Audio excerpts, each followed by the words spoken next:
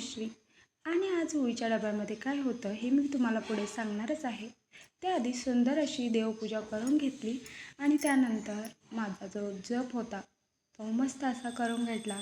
सूर्याला पण नमस्कार घालून घेतला आणि त्यानंतर घेतला डबा करायला. तर डब्यामध्ये आज होती मेथीची भाजी आणि सोबत होत्या गरमागरम अशा भाकरी. कारण मला असं वाटतं की संस्काराचा पाया हा घरातूनच रचला जातो. त्यामुळे मुलांना काय खावं काय नको हे आपणच शिकवलं पाहिजे. जर आपण त्यांना डब्यातून भाकरी वगैरे अशा गोष्टी नाही दिल्या, पिझ्झा बर्गरची सवय लागली तर त्यांना पिझ्झा बर्गरचीच सवय लागेल.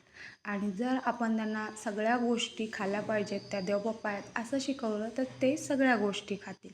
म्हणूनच आठवड्यातून एकदा डब्यात ओवीला भाकरीसुद्धा देण्याचं ठरवलं. तर आज नाश्त्यामध्ये बनले होते पोहे. तर ओवी आधी खाणार नाही म्हटली आणि नंतर तिला पण पोहे खायचे झाले. म्हणून मग दोघांनी मिळून एकाच प्लेटमध्ये आम्ही पोहे खाले आणि ओवीने पण खाले. त्यानंतर तिला रेडी केलं. त्यानंतर स्मरण इज मोस्ट इम्पॉर्टंट ते तिला लावून घेतलं आणि तिला स्कूलला टाटा बाय बाय केलं. असा होता आजचा दिवस. भेटू पुढच्या व्हिडिओमध्ये. Bye bye.